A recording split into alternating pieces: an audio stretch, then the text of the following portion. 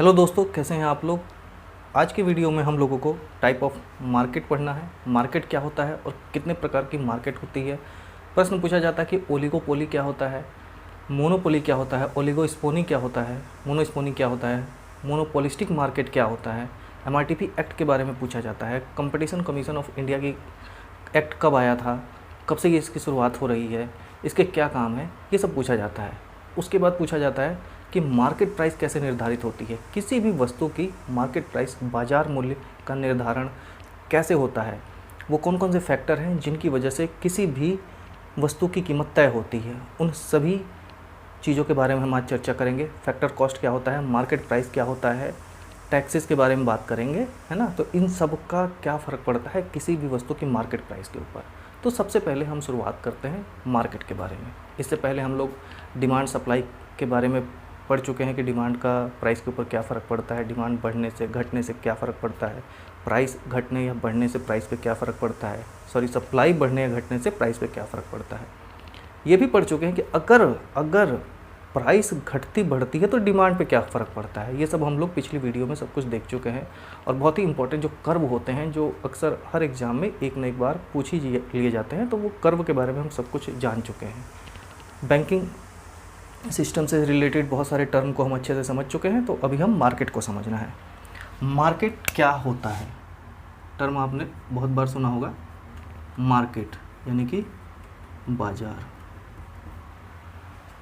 बाजार एक्चुअली में क्या होता है। बाजार एक ऐसी जगह होती है जहाँ पर बायर सेलर एक डील करते हैं और दोनों एक प्राइस के ऊपर, जहाँ पर बायर एंड सेलर एक डील करते हैं, जिसकी वजह से एक प्राइस के ऊपर, जिसमें दोनों को ही प्रॉफिट होता है, बायर को भी प्रॉफिट होगा, सेलर को भी प्रॉफिट होगा। तो उस प्राइस के ऊपर गुड्स का एक्सचेंज होता है।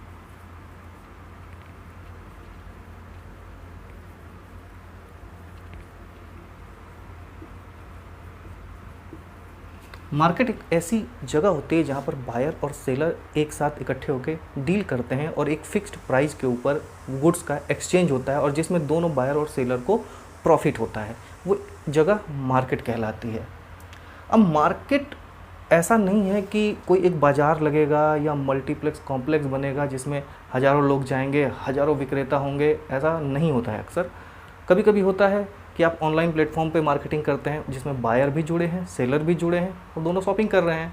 लेकिन एक्चुअल वर्चुअल प्लेस की ज़रूरत नहीं है। एक मतलब रियलिटी में एक प्लेस के होने की ज़रूरत नहीं है।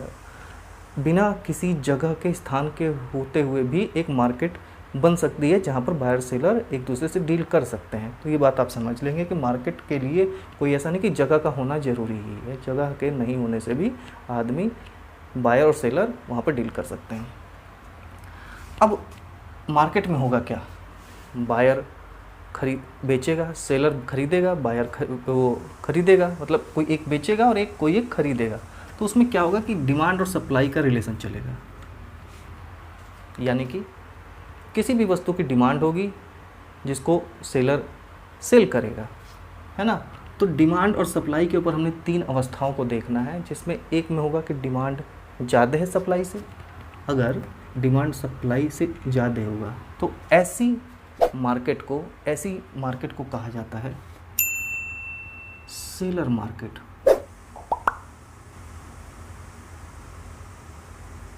सेलर मार्केट कहने का ये मतलब हुआ कि जहाँ पर डिमांड ज़्यादा होगी सप्लाई से, तो वहाँ पर प्राइस बहुत ज़्यादा होगा, वहाँ पर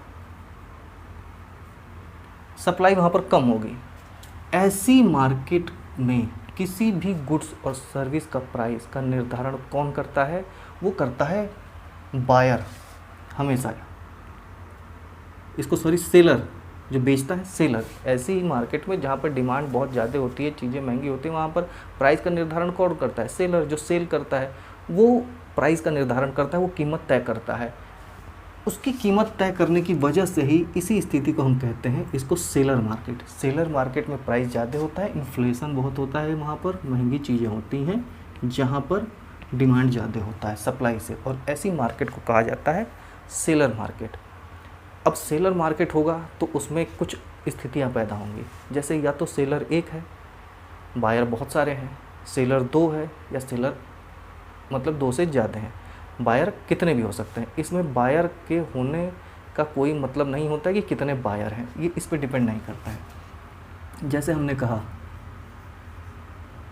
सेलर एक है, बायर अनलिमिटेड है। सेलर एक है, बायर अनलिमिटेड है, तो ऐसी मार्केट को कहा जाता है मोनोपोली मार्केट।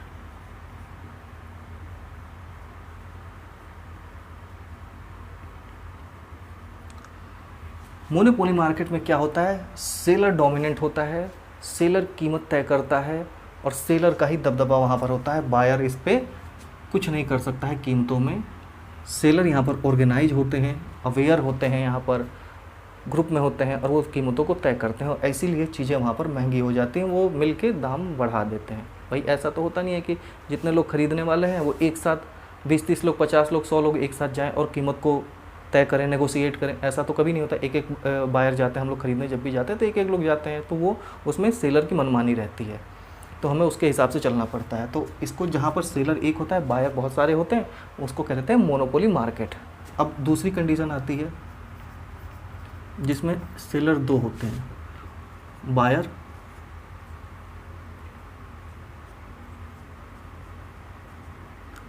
अनलिमिटेड होते हैं, इसको कहते हैं डुओपोली मार्केट।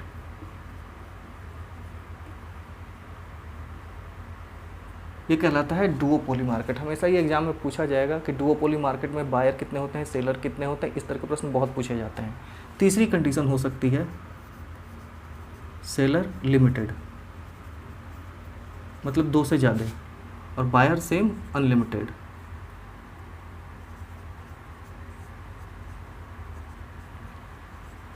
ऐसी मार्केट को कहते हैं ओलिगोपोली मार्केट। ऐसी मार्केट को कहा जाता है ओलिगोपोली मार्केट। तो हमने मार्केट देखा, सेलर कितने हैं उस हिसाब से मार्केट तीन तरह की होती हैं। क्या होती हैं, सेलर वन अगर है तो होगी मोनोपोली मार्केट, इसमें बायर अनलिमिटेड होते हैं, खरीदने वाले लोग बहुत ज़्यादा लोग होते हैं, लेकिन सेलर लिमिटेड होंगे, तो ऐसी मार्केट को कहा जाता है मोनोपोली मार्केट। दूसरी कंडीशन होती है डुओपोली, जिसमें सेलर दो होते हैं, बायर अनलिमिटेड होते हैं। तीसरी मार्केट होती है प्रकार की ओलिगोपोली मार्केट, जिसमें सेलर लिमिटेड होते हैं, बायर अनलिमिटेड होते हैं। तीन कंडीशन देखी, और ये कंडीशन कब होती है, जब डिमांड सप्लाई से ज़्यादा होती है, डिमांड ज़्यादा होती है, प्राइस ज़्यादा होता है, इस मार्केट को सेलर मार्केट कहते हैं। अब दूसरी स्थिति आ सकती है कि जिसमें डिमांड सप्लाई से कम हो, डिमांड सप्लाई से कम हो, लेकिन उससे पहले हमें समझना होगा कि सेलर मान लीजिए एक है, बायर अनलिमिटेड है, ऐसी मार्केट को मोनोपोली मार्केट कहते हैं। मोनोपोली मार्केट होने से क्या नुकसान हो जाएगा, बायर का हमेशा नुकसान होगा। इसमें सेलर की ही दबंगई चलेगी, वो जो चाहे जैसा चाहे सामान बेचेगा, जैसा चाहे वैसा कीमत तय करेगा, और हो सकता है वो किसी को मार्केट में आने भी ना दे। तो इन सभी चीज़ों को रोकने के लिए, बायर खरीदार के हितों की रक्षा करने के लिए एक एक्ट आया था, MRTP एक्ट 1969 में। MRTP एक्ट 1969 में आया था, जो 1970 1 जून को शायद ही लागू हुआ था। ये लाया गया था MRTP एक्ट। MRTP एक्ट का फुल फॉर्म पूछ लिया जाता है मोनोपोलीज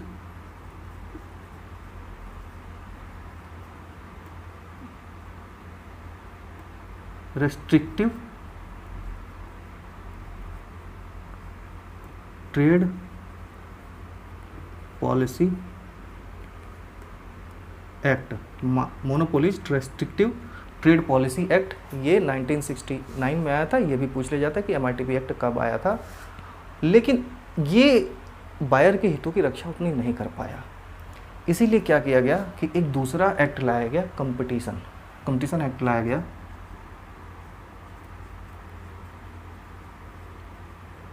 (2002) में लाया। इसके अनुसार एक कंपटीशन कमीशन CCI की स्थापना हुई है। आप अक्सर सुनने को मिलेगा कि भाई सीसीआई ने इस कंपनी को अप्रूवल नहीं दी, इसको अप्रूवल दे दी, या किसी भी कंपनी को, इंडस्ट्री को सीसीआई से अप्रूवल लेनी है, नहीं दी गई है, ये आप अक्सर सुनने को मिलेगा। तो ये सीसीआई वही है, कंपटीशन कमीशन ऑफ इंडिया की स्थापना हुई है।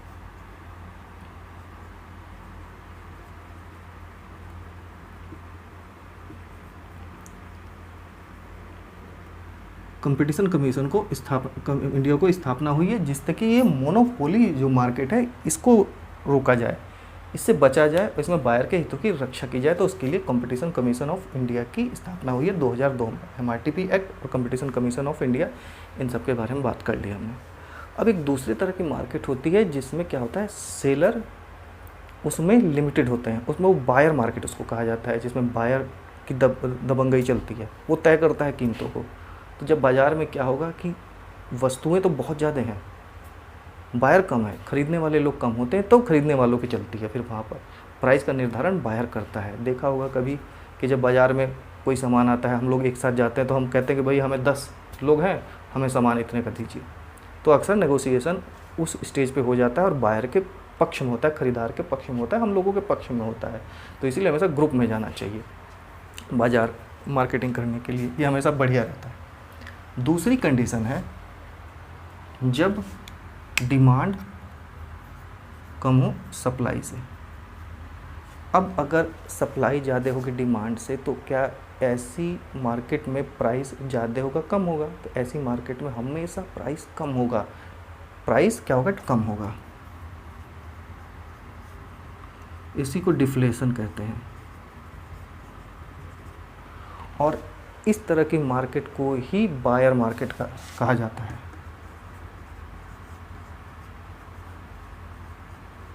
इस तरह की मार्केट को सॉरी बायर मार्केट कहा जाता है।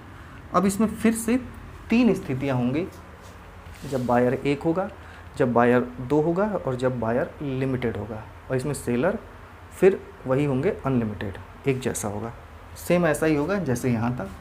सेलर की जगह बायर आ जाएगा और बायर की जगह सेलर आ जाएगा, बस इतना होगा। तो पहली कंडीशन अगर आती है जिसमें बायर 1 है,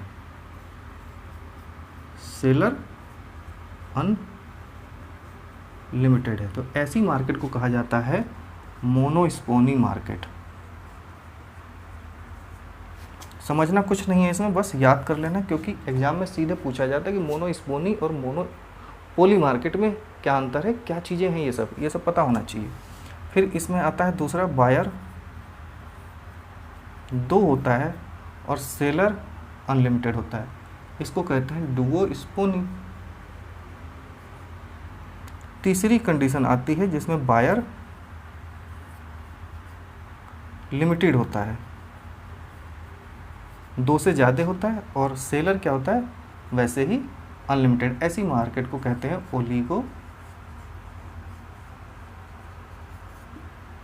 ओलिगोस्पोनी कहते हैं। तो हमने क्या पढ़ा, मार्केट जिसमें डिमांड जब ज़्यादा होती है तो क्या होता है, प्राइस ज़्यादा होता है, और ऐसी मार्केट को हम सेलर मार्केट कहते हैं। सेलर प्राइस का निर्धारण करता है, कीमतों को तय करता है और उसी की चलती है, क्योंकि वो गुट में होते हैं, ऑर्गेनाइज्ड होते हैं और अवेयर होते हैं।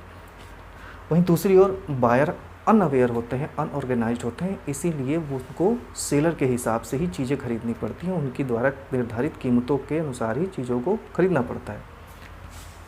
3 कंडीशन थी। उसी तरह से जब डिमांड कम होती है सप्लाई से, तो कीमतें कम होती हैं, बायर की वहाँ पर चलती है, और बायर की नंबर के हिसाब से वहाँ पर उसका नाम होता है कि मोनोस्पोनी, डुओस्पोनी, ओलिगोस्पोनी किस तरह की मार्केट है। इतना पढ़ लिया हमने। अब आपने मोनोपोली तो सब पढ़ लिया कि मोनोपोली मार्केट क्या होता है। अब इससे संबंधित कुछ और होते हैं टर्म, लेकिन एक और टर्म होता है, एक और मार्केट होती है जिसमें डिमांड और सप्लाई इक्वल है। क्या डिमांड और सप्लाई इक्वल होगी तो प्राइस ज़्यादा, ऐसा कुछ होगा? नहीं होगा। इसमें क्या करना पड़ेगा, अब प्राइस स्टेबल रहेगा, लेकिन एक चीज़ ऐसी जगह पर होती है वहाँ पर कंपटीशन बहुत ज़्यादा होता है, तो क्वालिटी बहुत अच्छी होती है चीज़ों की। तो हम ये कह सकते हैं कि ऐसी मार्केट की क्वालिटी बहुत अच्छी होती है, क्वालिटी वेरी गुड होती है, क्वालिटी बहुत अच्छी होती है, प्राइस स्टेबल होता है, ना प्राइस ज़्यादा होगा ना कम होगा, और क्वालिटी ऐसी मार्केट में बहुत ही अच्छी होती है। तो तो ये था हमारा मार्केट, जितनी 3 कंडीशन होती हैं उसके आधार पर हमने मार्केट को समझ लिया।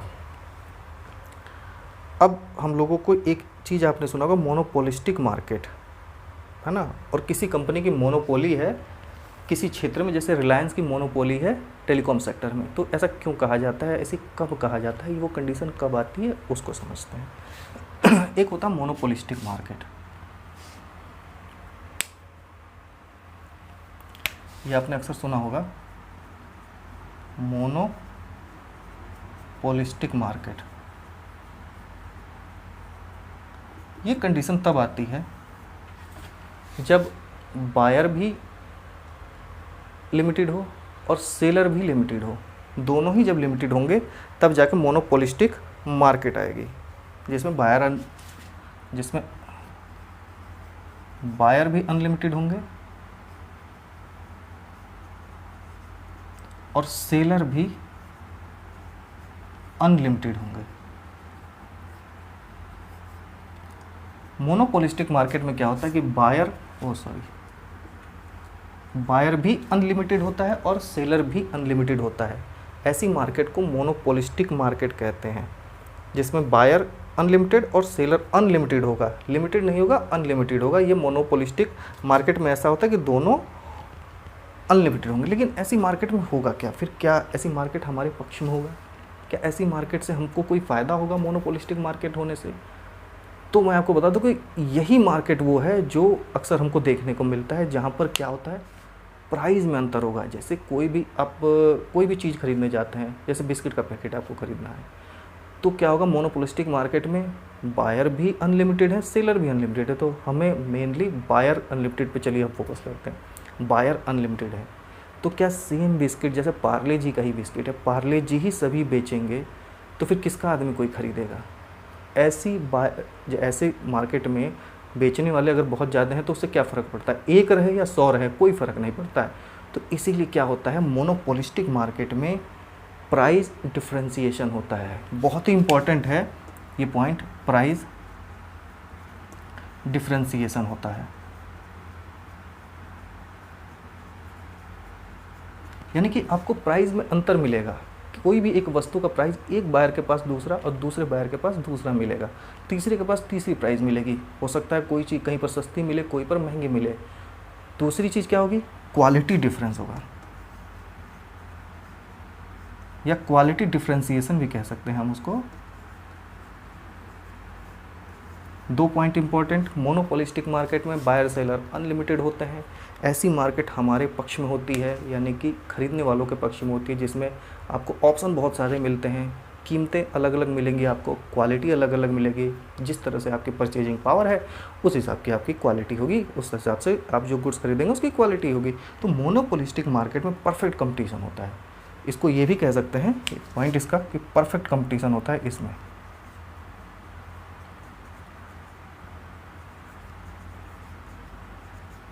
ऐसी मार्केट में परफेक्ट कंपटीशन होता है मोनोपोलिस्टिक मार्केट में। तो मोनोपोलिस्टिक मार्केट हमारे लिए अच्छी कही जाएगी। तो ये थे कुछ मार्केट से संबंधित। अब हम लोगों को मार्केट प्राइस पे किसी का क्या फ़र्क पड़ता है ये जानना है। अच्छा, एक चीज़ और होती है, मोनोपोली एक होता है ना, एक कहा जाता है कि भाई किसी कंपनी की मोनोपोली है इसमें, है ना। जैसे रिलायंस की, जियो की क्या है, टेलीकॉम सेक्टर में इस समय मोनोपोली है ना। और उसने कई सारी कंपनियों का तो एकदम खाना पानी ही बंद करा दिया, भागने पे मजबूर कर दिया रिलायंस जियो ने। कैसे होता है, उसका क्या नियम होता है, मोनोपोली मार्केट के क्या कंसेप्ट होते हैं, ये देख लेते हैं। थोड़ा सा फिर मार्केट प्राइस पे आएंगे हम लोग कि मार्केट प्राइस कौन कौन से कारक होते हैं। मोनोपोली किसी कंपनी का एकाधिकार हम समझते हैं।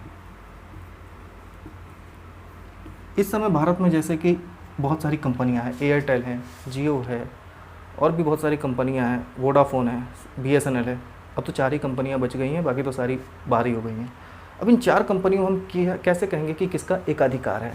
जैसे हम मान लेते हैं BSNL, छोड़ दीजिए इसी तरह, हम ABCD 4 कंपनियां हैं, हमें नहीं पता कौन सी इसमें से जियो है, कोई पता नहीं है।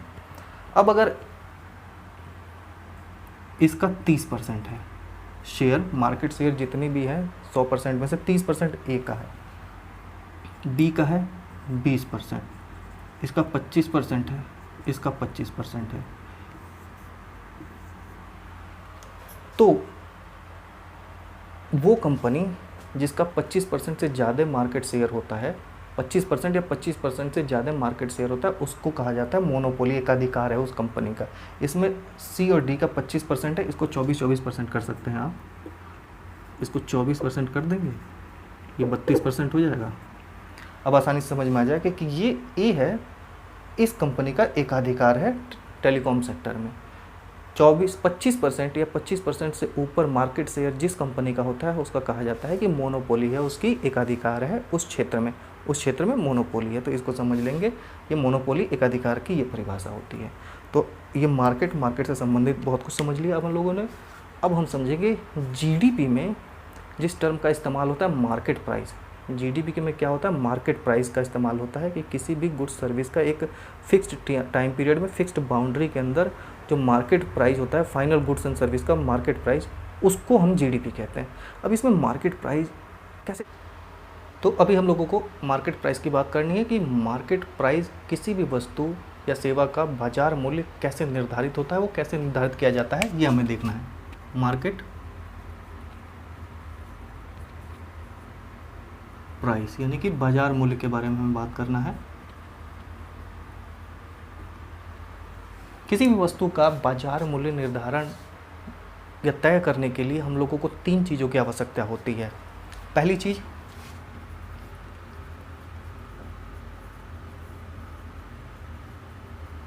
Factor cost.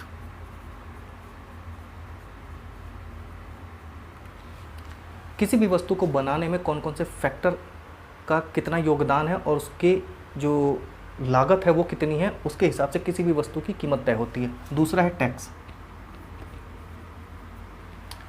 कोई वस्तु तैयार हुई और उस पर सरकार ने कितना टैक्स लगाया है, अगर टैक्स ज़्यादा लगाया है तो उस वस्तु की कीमत क्या होगी, बढ़ जाएगी। किसी वस्तु पर अगर कोई वस्तु 100 रुपये है, उस पर 5% टैक्स लगाया है तो 105 रुपये हो जाएगा, यानी कि उस वस्तु की कीमत बढ़ जाएगी टैक्स लगाने से। तीसरी चीज़ होती है सब्सिडी, आपने सुना होगा,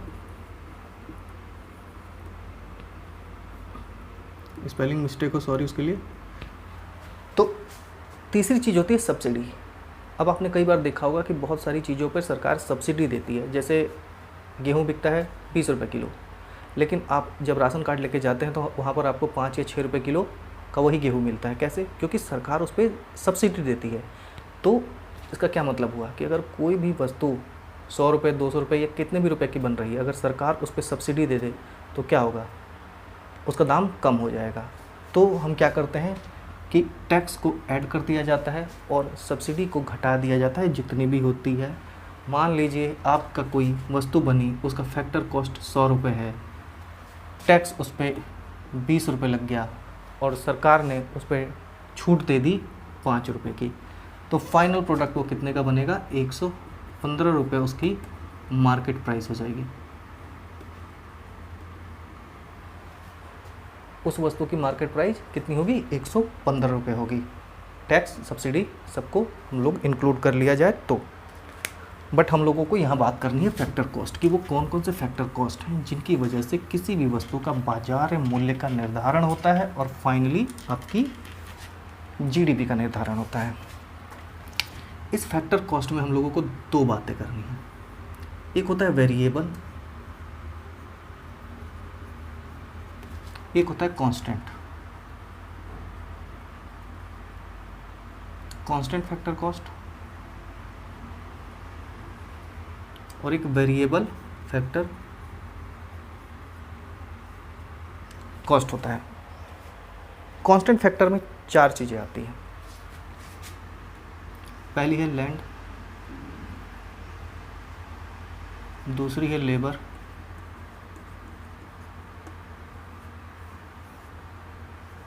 तीसरी है एंटरप्रेन्योरशिप,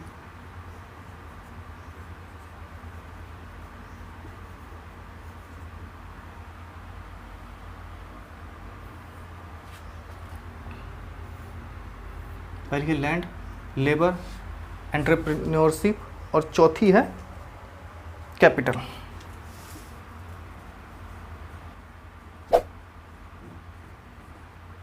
कैसे तय होता है, इन 4 चीज़ों के ऊपर किसी भी वस्तु की प्राइस कैसे निर्भर करती है, बहुत आराम से समझेंगे।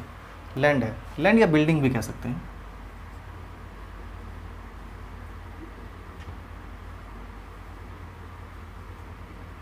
कोई भी लैंड है, कोई भी आपको चीज़ का प्रोडक्शन करना है तो या तो लैंड चाहिए आपको, या तो आपको कोई बिल्डिंग चाहिए।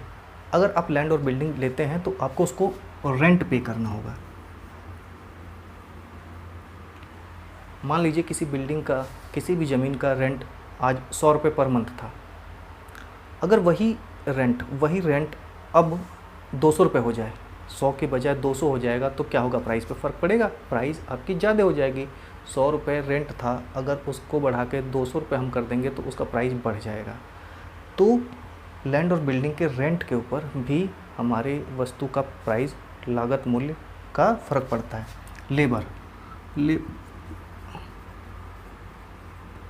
लेबर आप रखेंगे, उनको मजदूरी देनी पड़ेगी।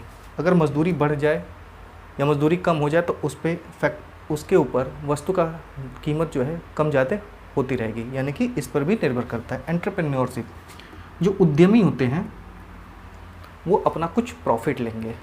भाई मैं भी कोई इंडस्ट्री लगाया हूँ तो उसमें कुछ वेजेस दूंगा, मजदूरी दे दूंगा, कुछ रेंट दे दूंगा, कुछ कहीं से मैंने कैपिटल जो उधार लिया होगा, लोन लिया होगा, उसका इंटरेस्ट दूंगा, और उसके बाद जो बचेगा मैं कुछ अपना रखूँगा प्रॉफिट, और फिर उसको अपनी ही कंपनी में या तो लगाऊंगा या तो अपने प्रॉफिट में ही रखूँगा, अपने पास रखूँगा। तो एंटरप्रेन्योरशिप क्या करता है, वो प्रॉफिट लेता है। तीसरा आता है कैपिटल। आपने कहीं से किसी बैंक से लोन लिया है, अगर लोन की जो इंटरेस्ट है वो कम ज़्यादा होगा, उससे आपकी वस्तु की कीमत भी तय होगी, वस्तु की कीमत भी घटेगी बढ़ेगी, लोन की इंटरेस्ट की दर की वजह से। दर जैसा होगा उसके हिसाब से बढ़ेगा, तो इस पर आपको इंटरेस्ट पे करना होगा। 4 कांस्टेंट फैक्टर होते हैं जिसमें से आपको रेंट, वेजेस, प्रॉफिट और इंटरेस्ट पे करना पड़ता है। लैंड, लेबर, एंटरप्रेन्योरशिप, कैपिटल, ये बहुत बार एग्जाम में पूछा जो चुका है कि कांस्टेंट फैक्टर कौन से होते हैं। और उसके बाद हम बात करेंगे अब वेरिएबल फैक्टर। वेरिएबल फैक्टर कौन कौन से होते हैं, इनको हम लोग, जैसे आपने कांस्टेंट फैक्टर कहा, इनको हम प्राइमरी फैक्टर भी कहते हैं। इनको हम प्राइमरी फैक्टर भी कहते हैं। कभी कभी एग्जाम में ये भी पूछ लिया जाता है कि ये इसमें से एक्टिव और पैसिव कौन सा है, तो लैंड को हम पैसिव फैक्टर कहते हैं और लेबर को हम एक्टिव फैक्टर कहते हैं। ये भी 2 बातें याद रखेंगे आप, पैसिव फैक्टर और एक्टिव फैक्टर भी कहते हैं। अब बात करते हैं वेरिएबल फैक्टर के। तो आपने समझा कि कांस्टेंट फैक्टर की वजह से वस्तु की कीमत में परिवर्तन होता है, कम या ज़्यादा होता है, तो इनको हम लागत, ये उत्पादक के कारक हैं। समझ गया, तो फैक्टर का मतलब क्या होता है, कारक।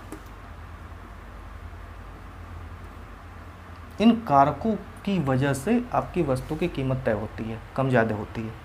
लैंड, लेबर, एंटरप्रेन्योरशिप, कैपिटल, ठीक है, ये होता है। अब हम बात करेंगे वेरिएबल फैक्टर। कुछ वेरिएबल फैक्टर होते हैं, इनकी कीमत इतनी जल्दी फ्रीक्वेंटली कम ज़्यादा नहीं होती, इसीलिए इनको कांस्टेंट फैक्टर कहा है।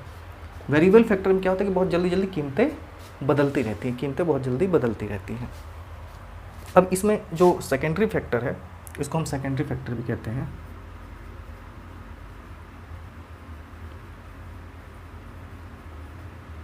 इसमें आता है पहला एनर्जी।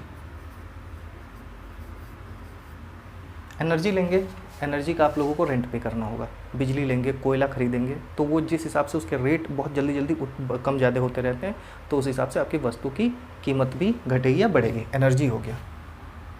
दूसरा होता है ट्रांसपोर्टेशन।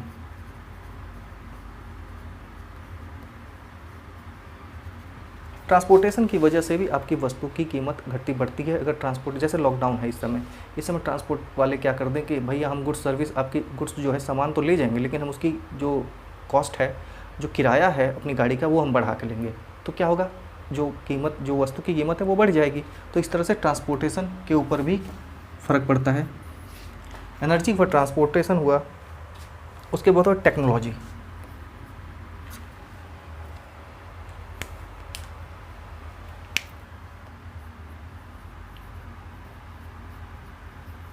टेक्नोलॉजी की वजह से जितना अपग्रेड होती रहती है टेक्नोलॉजी किसी भी कंपनी में, जैसे आपको मैं बता दूं कि बहुत सारी मार्केट में कंपनी है मोबाइल की, कुछ के 10,000, 15,000, 20,000, लेकिन एक एप्पल कंपनी है, उसके प्राइस ही 1 लाख से शुरू होते हैं। क्यों? क्योंकि उसका R&D डिपार्टमेंट पे सबसे ज़्यादा खर्चा होता है। रिसर्च एंड डेवलपमेंट जो प्रोग्राम है, जो उनकी है R&D डिपार्टमेंट, उसमें सबसे ज़्यादा खर्च होता है और इसकी वजह से उनकी कीमत बहुत ज़्यादा ही होती है। तो टेक्नोलॉजी जैसे आप अपग्रेड करते चले जाएंगे, टेक्नोलॉजी पे आप जितना खर्च करेंगे उस हिसाब से भी कीमत आपकी घटती बढ़ती जाएगी प्रोडक्ट की। चौथा है मार्केटिंग। मार्केटिंग को अब ऐसे समझिए, कोई भी वस्तु, एक कार बनी, अब एक कार वाला आता है और कहता है कि मैं मुझसे ऐड करने के लिए कहता है, तो मैं, और वो कार बहुत अच्छी है, कीमत भी उसकी कम है, क्वालिटी बहुत अच्छी है उसकी, हर चीज़ बहुत अच्छा है, लेकिन मैं उसका ऐड मैं कर रहा हूँ। वही एक दूसरी कार है जिसमें कोई क्वालिटी नहीं है, मटेरियल भी अच्छा नहीं लगा है, इंजन भी उतना पावरफुल नहीं है, लेकिन उसका ऐड कौन कर रहा है? उसका ऐड शाहरुख खान कर रहे हैं, सलमान खान कर रहे हैं। तो अब ये बताइए, और उसकी कीमत भी बहुत ज़्यादा है। तो अच्छी चीज़ होने के बावजूद भी, क्वालिटी भी अच्छी होने के बावजूद भी, चूँकि मार्केटिंग मैं कर रहा हूँ, तो क्या वो प्रोडक्ट कोई ख़रीदेगा? कोई नहीं खरीदेगा उस प्रोडक्ट को। लेकिन वही सलमान खान, घटिया क्वालिटी भी हो, बेकार भी चीज़ हो और कीमत भी ज़्यादा हो, तब भी अगर मार्केटिंग सलमान खान ने कर दी है तो लोग उसको खरीदेंगे। तो ये होती है मार्केटिंग की पावर, एडवर्टाइजमेंट की पावर। तो ये जिस पर जो जितनी भी बड़ी हस्तियों के साथ करवाया जाएगा एडवर्टाइजमेंट, तो उस तरह हिसाब से कीमत भी बढ़ती जाएगी। तो मार्केटिंग हुआ। पांचवा फैक्टर आपको याद रखना है, रॉ मटेरियल।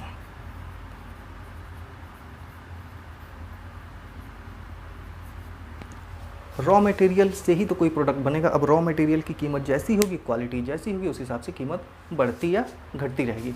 तो अब हमने देख लिया क्या कांस्टेंट फैक्टर होता है, जिसे प्राइमरी फैक्टर कहते हैं। लैंड, जिसके लिए रेंट पे करना पड़ेगा।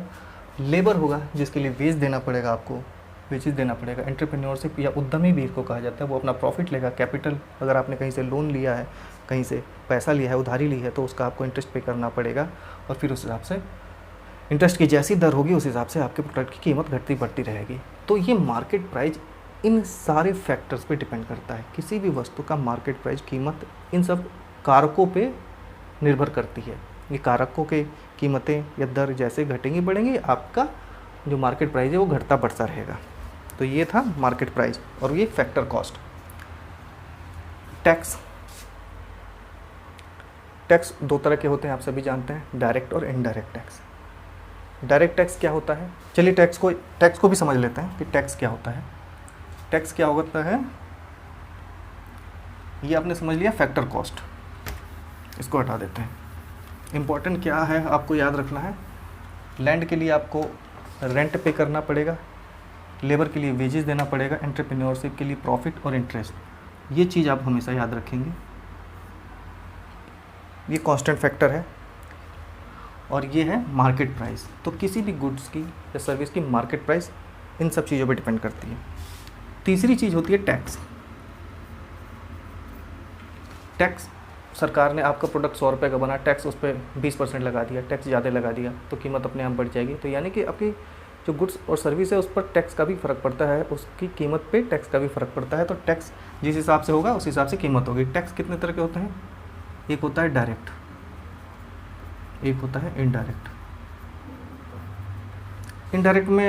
इनडायरेक्ट टैक्सों को तो अब तो सभी तरह के टैक्सों को मिला दिया गया है और जीएसटी में बना दिया गया है। अभी उसके अंतर्गत, जीएसटी के अंतर्गत रख दिया गया है। और एक कस्टम होता है, कस्टम ड्यूटी। जब सामान विदेश से हमारे यहाँ से बाहर जाता है, बाहर से यहाँ आता है, तो कस्टम ड्यूटी लगती है। बाकी सभी टैक्सों को जीएसटी के अंतर्गत ला दिया गया है। डायरेक्ट में क्या होता है? Income tax, corporation tax. Corporation tax ही, डायरेक्ट टैक्स का सबसे बड़ा पोर्शन कॉरपोरेशन टैक्स का ही होता है। सबसे ज़्यादा टैक्स कॉरपोरेशन टैक्स से ही मिलता है। ये बहुत बार पूछा जा चुका है। और अभी आपको पता होगा कि कोरोना के केस में जो 20 लाख करोड़ का आर्थिक पैकेज दिया गया है, उसमें ये कॉरपोरेशन टैक्स को ही माफ़ किया गया है। ध्यान रखिए, कॉरपोरेशन टैक्स को ही माफ़ किया गया है। ये एक बहुत बड़ी बात है, कॉरपोरेशन टैक्स को माफ़ कर दिया गया। इनकम टैक्स, इसमें और आता है gift tax. Income tax, corporation tax, gift tax, ये सब डायरेक्ट टैक्स के अंतर आते हैं। और जैसे जैसे इन टैक्स की कीमत बढ़ती जाएगी, दरें बढ़ती जाएगी, उस हिसाब से कीमत भी बढ़ती चली जाएगी। तो ये कुछ होते हैं। अच्छा, इनडायरेक्ट टैक्स कंट्रोल कौन करता है? डायरेक्ट टैक्स को करता है control CBDT, central board of direct taxes. और इसको कंट्रोल करता है इनडायरेक्ट टैक्स को जब से GST आया है तब से CBIC,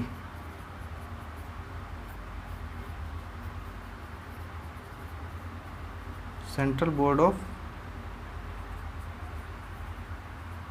indirect taxes and customs. तो ये टैक्स दो तरह के होते हैं, direct indirect tax. Direct tax को CBDT कंट्रोल करती है, central board of direct taxes, और इनडायरेक्ट टैक्स को CBIC यानी कि central board of indirect taxes and custom, ये कंट्रोल करती है। Income tax, corporation tax, gift tax होते हैं। अच्छा, ये कैसे ये पता चलता है? इसके लिए दो टर्म होता है, पॉइंट ऑफ इंसिडेंस और पॉइंट ऑफ इम्पैक्ट।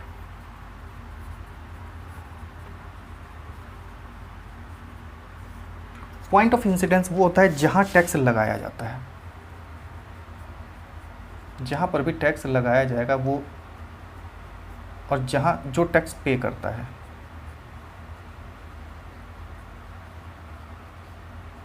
या भुगतान करता है, उसको कहते हैं पॉइंट ऑफ इम्पैक्ट। अगर पॉइंट ऑफ इंसिडेंस और पॉइंट ऑफ इम्पैक्ट एक ही हुआ, एक ही व्यक्ति के ऊपर पड़ता है, तो वो होता है डायरेक्ट टैक्स। और अगर ये अलग अलग होता है तो होता है इनडायरेक्ट टैक्स। तो point of incidence, point of impact अगर अलग अलग होता है तो इनडायरेक्ट टैक्स हो गया, और पॉइंट ऑफ इंसिडेंस और पॉइंट ऑफ इम्पैक्ट एक ही वस्तु, एक ही जगह पर पड़ता है और ये एक ही व्यक्ति पर पड़ता है, तो वो हो जाता है डायरेक्ट टैक्स। तो ये टैक्स थे। तो हमने फैक्टर कॉस्ट पढ़ लिया, टैक्स पढ़ लिया, सब्सिडी हम लोगों को मालूम है। तो अब हम मार्केट प्राइस समझ चुके हैं। तो आपको अब हम लोगों को बहुत ही इंपॉर्टेंट जो चैप्टर समझना है, जीडीपी समझना है। जीडीपी कैसे कैसे निकाला जाता है, उसके income method, expenditure method, value added method, ये सब हम लोगों को अब पढ़ना है। मार्केट प्राइस हो गया, इसको भी हटा देते हैं। हमारा नया चैप्टर शुरू होगा जीडीपी। जीडीपी के अंतर्गत तो क्या पढ़ना है हम लोगों को? पढ़ना है GDP, gross domestic product, GNP, gross national product, NDP, net domestic product, और एनएनपी, नेट नेशनल प्रोडक्ट। चार चीज़ें पढ़नी है। इन चारों को मार्केट प्राइस और फैक्टर कॉस्ट दोनों पे पढ़ना है। कैसे होता है? कोई भी वस्तु का मार्केट प्राइस, कोई भी, पहले जीडीपी पढ़ते हैं। चलिए, जीडीपी क्या होता है? जीडीपी के लिए आपको चार चीज़ें याद रखनी है। चार चीज़ें वो कौन कौन सी हैं? जीडीपी के लिए आपको रखना है कि all final goods and service. पहला, all final goods and services. दूसरा, market value. Market value of all final goods and service.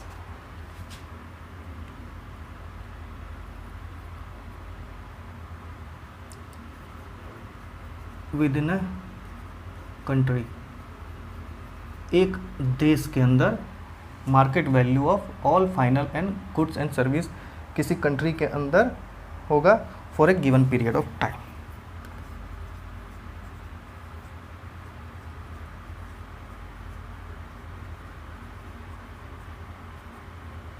चार चीज़ें आपको याद रखनी है। जीडीपी के लिए ग्रॉस डोमेस्टिक प्रोडक्ट, इसको कहा जाता है gross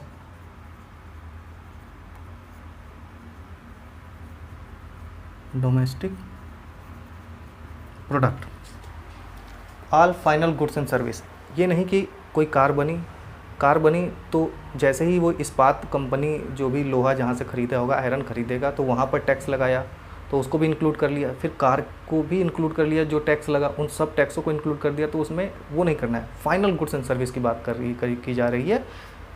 market value, market value उसके फैक्टर कॉस्ट पे डिपेंड कर दी है, फैक्टर कॉस्ट हमने समझ लिया है, तो उसकी मार्केट वैल्यू पे डिपेंड करता है। और फिर एक कंट्री की बात हो रही है, सबसे important for a given period of time, 1 दिन 2 दिन 1 हफ्ते 1 साल, इन सब के लिए निकाला जाता है जीडीपी।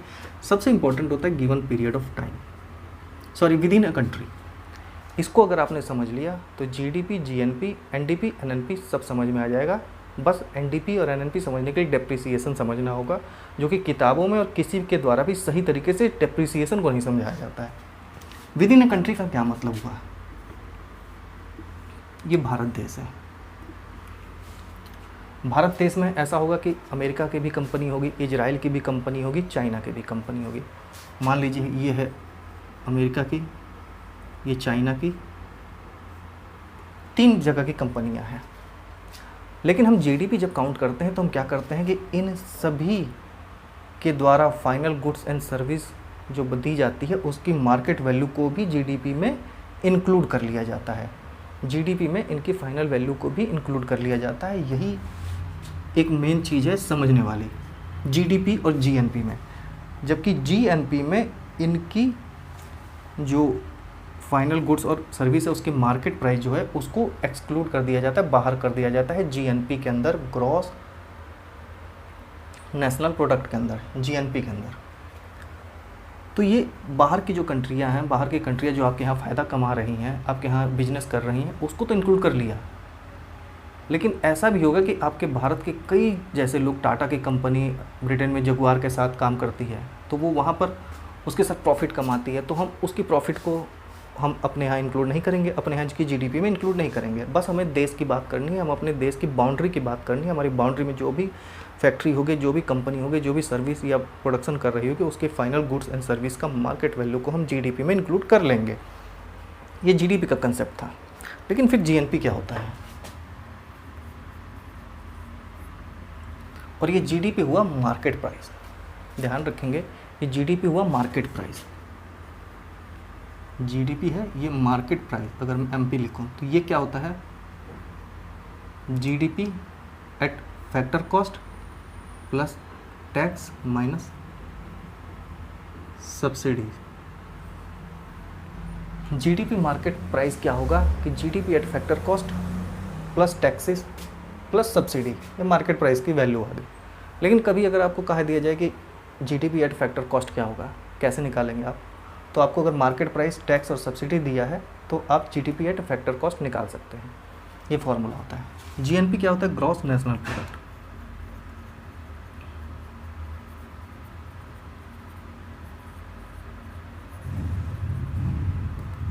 इसमें क्या किया जाता है? फाइनल गुड्स एंड सर्विस की बात की जाती है, मार्केट वैल्यू की बात कर दी जाती है, लेकिन विद इन अ कंट्री को छोड़ दिया जाता है। अब इसमें क्या क्या हम किया जाएगा? ये आपकी कंट्री है, ये चाइना है, इजराइल है या कोई और कंपनी है, इनकी फाइनल गुड्स एंड सर्विसेज की जो मार्केट वैल्यू है इसको हम लोग नहीं इंक्लूड करेंगे जीएनपी के अंदर। साथ ही साथ जो और देशों में भारत के फैक्ट्रियां हैं, इंडस्ट्रीज हैं या सर्विस प्रोवाइडर्स हैं, उन सब की जो मार्केट वैल्यू है गुड्स एंड सर्विस को, उनको हम जीएनपी के अंदर इंक्लूड कर देंगे। तो जीएनपी का मतलब तो ये हो गया, all final goods and service, market value, और उसमें हम लोग क्या करेंगे? नेशनैलिटी की बात करेंगे। इसमें हम लोग कंट्री की बाउंड्री की बात नहीं करेंगे, हम इसमें राष्ट्रीयता की बात करेंगे। हमारे देश के लोग जहाँ कर भी पूरे विश्व में जो भी इंडस्ट्री डेवलप कर रखे हैं या सर्विस दे रहे हैं, उन सब की मार्केट वैल्यू कितनी है उसको हम जीएनपी के अंदर इंक्लूड कर लेते हैं। और ये जीएनपी होता है मार्केट प्राइस के अंदर, यानी कि GNP eight factor cost plus taxes minus subsidies, ये जीएनपी आती है मार्केट प्राइस के अंदर। अब फिर नेट नेशनल प्रोडक्ट और नेट डोमेस्टिक प्रोडक्ट, ये क्या होता है इसको समझ लेते हैं। फिर था NDP,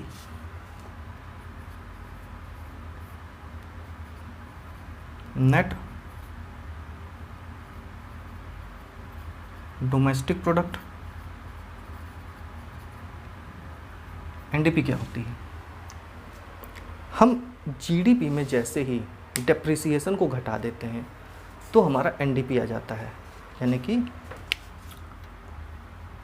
GDP minus depreciation. Minus जैसे ही करेंगे हम, ये आपका हमारा NDP आ जाएगा, नेट डोमेस्टिक प्रोडक्ट। डेप्रिसिएशन क्या होता है? बहुत सारी किताबों में या बहुत सारे लोगों के द्वारा ऐसे बताया जाता है कि जैसे कोई कंपनी बनाई गई कोई मशीन है, उसमें कुछ नट बोल्ट ख़राब हो गया, कुछ खराबी आ गई। डेप्रिसिएशन को एक और टर्म से हम बात करते हैं वियर एंड टीयर, घिसना पिटना, ये घिस गया, ख़राब हो गया, फिर उसको आप बनवाते हैं। तो इस तरह करते करते कुछ समय के बाद ऐसा होता है कि जो वस्तु की ओरिजिनल मशीन की कीमत होती है उतनी ज़्यादा आप उसमें बनवा चुके होते हैं, उसमें खर्च कर चुके होते हैं, उसके डिफेक्ट को, उसकी कमियों को बनाने के चक्कर में, उसको पूरा करने के चक्कर में। तो डेप्रिसिएशन क्या होता है? एक कार बनी, आप कार लेके आते हैं, 10 दिन बाद आप बेचते हैं, 2 दिन बाद आप बेचते हैं या तुरंत भी बेचते हैं, तो उसकी कीमत आपको कम मिलेगी, उतनी नहीं मिलेगी जितनी कि आप खरीदते हैं। कुछ साल बाद क्या होगा कि जैसे 100 रुपये की आपने कोई वस्तु खरीदी, 1 साल के बाद होगा कि वो 90 रुपये में बिकेगी, फिर 2 साल के बाद होगा कि वो 80 रुपये में बिकेगी। तो इस तरह से क्या होता है कि 1 साल में उसका डेप्रिसिएशन कितना माना जाता है? 10%। मैंने कोई वस्तु ली, 1 साल बाद उसकी कीमत 100 रुपये की थी, 90 रुपये होगी, तो डेप्रिसिएशन कितना हो गया? 10%। फिर उसके बाद हम 1 साल बाद और करते हैं तो उसकी कीमत हो जाती है 80 रुपये, फिर 70 रुपये, फिर 60 रुपये। इस तरह करते करते 10 साल में उसकी कीमत क्या हो जाती है? 0। यानी कि डेप्रिसिएशन का मतलब ये हुआ कि हम वो समय लेते हैं जिसमें कोई वस्तु की कीमत शून्य हो जाती है, लेकिन वो शून्य से पहले हर साल कुछ न कुछ उसके प्राइस में कमी होती होगी, उसके कीमत में कम होता होगा, तो उसको डेप्रिसिएशन कह देते हैं। यानी कि अगर 10 साल में कोई वस्तु की कीमत 0 हो जा रही है, तो यानी कि पर साल उसका 10% का डेप्रिसिएशन हो रहा है। तो उसी डेप्रिसिएशन को अगर हम घटा देते हैं तो नेट डोमेस्टिक प्रोडक्ट आ जाता है, मार्केट प्राइस पे ही आता है।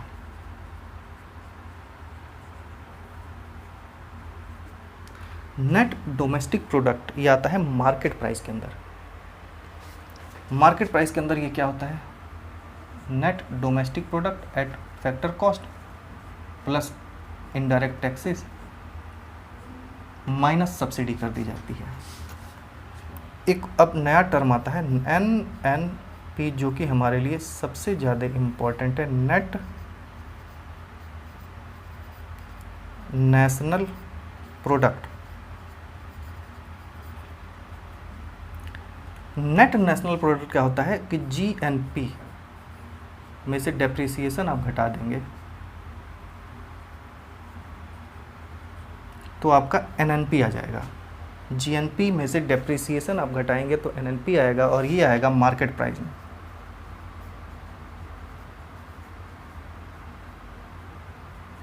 इसको अगर फैक्टर कॉस्ट में निकालना होगा, ये NNP मार्केट प्राइस क्या होता है? NNP eight factor cost plus indirect taxes minus subsidy. ध्यान से सुनेंगे, नेट नेशनल प्रोडक्ट क्या होता है? GNP के अंदर से अगर आप डेप्रिसिएशन को घटा देते हैं तो होता है नेट नेशनल प्रोडक्ट। ये होता है मार्केट प्राइस के अंदर, और मार्केट प्राइस का फॉर्मूला हम पहले से ही जानते हैं कि factor cost plus indirect taxes plus subsidy. अब आप और हम लोग बहुत बार ये सुनते हैं कि नेशनल इनकम क्या होती है, पर कैपिटा इनकम क्या होती है। तो national income, net national product at factor cost को ही नेशनल इनकम कहा जाता है। बहुत ही इम्पोर्टेंट है ये पॉइंट, कई बार पूछा जा चुका है कि नेशनल इनकम किसको कहते हैं? Net national product at factor cost, net national product at market price, या net domestic product at factor cost, या net domestic product at market price. तो आपका आंसर होगा net national product at factor cost. Factor cost को आपने समझ लिया, इसको यूं भी कहा जाता है,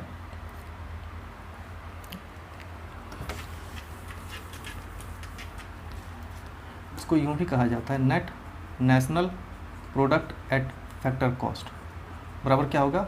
net national product at market price minus उस इसमें टैक्सेस है तो माइनस इसमें हो जाएगा इनडायरेक्ट टैक्सेस प्लस सब्सिडी। ये हो जाता है net national product at factor cost, और इसी को कहा जाता है नेशनल इनकम। और नेशनल इनकम को अगर टोटल पॉपुलेशन से अगर डिवाइड कर दें तो ये आ जाता है पर कैपिटा इनकम भारत में इस समय पर लगभग 1,22,000 समथिंग आ जाएगा रुपए पर ईयर। 1,22,000 रुपये पर ईयर के करीब आ जाएगा ये। पर कैपिटा इनकम भारत की इतनी है, लेकिन कुछ कमियां हैं इन सब में। जब हम पर कैपिटा इनकम निकालते हैं, जैसे कि क्या सभी लोगों की इनकम 1,22,000 होगी? जैसे मैं कई दिनों से मैं जॉब नहीं कर रहा हूँ, मैं कोई नौकरी नहीं कर रहा हूँ, लेकिन फिर भी अगर इस तरह से नेशनल इनकम आप निकालते हैं तो मेरी भी इनकम 1,22,000 रुपये पर ईयर हो जाएगी।